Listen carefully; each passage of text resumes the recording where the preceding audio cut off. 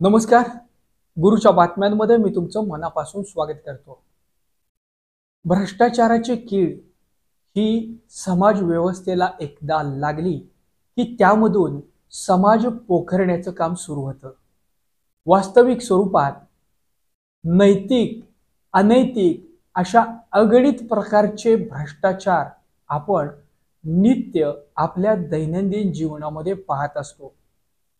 मानवी मनाच्या संवेदना आणि भावना यामध्ये ज्यावेळेस लोभ आणि लालच ह्या गोष्टींचा शिरकाव होतो त्यावेळेस भ्रष्टाचाराची पाळंमुळं आपोआप त्या जमिनीतून वरती मोठा वटवृक्ष बनण्यापर्यंत पोहोचू लागतात.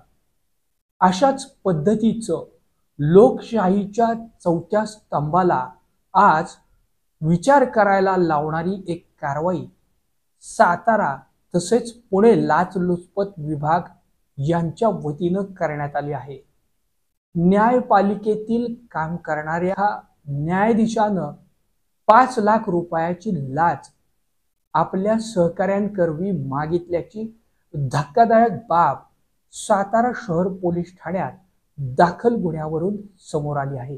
जिल्हा कारागृहामध्ये शिक्षा भोगत असलेल्या एका संशयित आरोपीला जामीन मिळावा या अनुषंगानं फिर्यादीनं न्यायालयामध्ये अर्ज केला होता.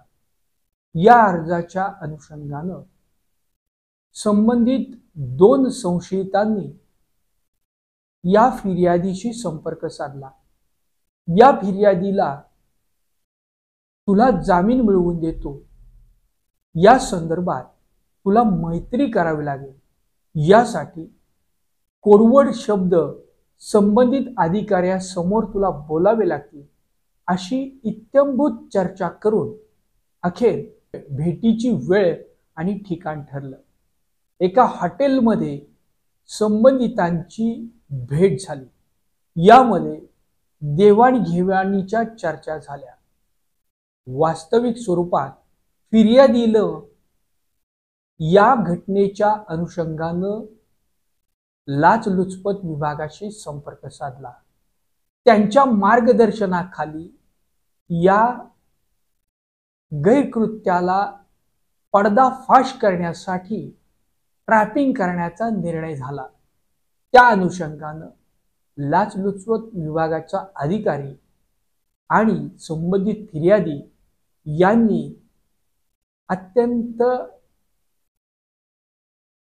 कौशल्यरित्या संबंधित सापळा कारवाई केली. भ्रष्टाचारी अधिकाऱ्यांना आणि त्यांच्या 2 सहकाऱ्यांना रंगेहात पकडलं. खरं तर न्यायपालिकेच्या दारामध्ये आता यांचा न्यायनिवाडा होणार आहे.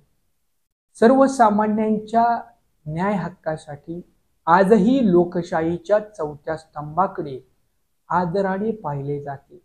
त्याची गरिमा राखण्याचं काम निश्चितच आजही न्यायपालिका, पोलीस प्रशासन आणि लोकशाहीचे इतर स्तंभ करत आहेत. मात्र भ्रष्टाचाराची कीड ज्या व्यक्तींना लागली आहे त्यांच्यावरती वचक ठेवण्याचा, अंकुश राखण्याचा आणि समाजाप्रती एक आदर्श निर्माण करण्याचा ज्यांचा हक्क आहे, ज्यांचं दायित्व आहे, अशा मंडळींकडे आता लक्ष लागलं आहे. या गंभीर घटनेमुळे राज्यभरात खळबळ उडाली आहे.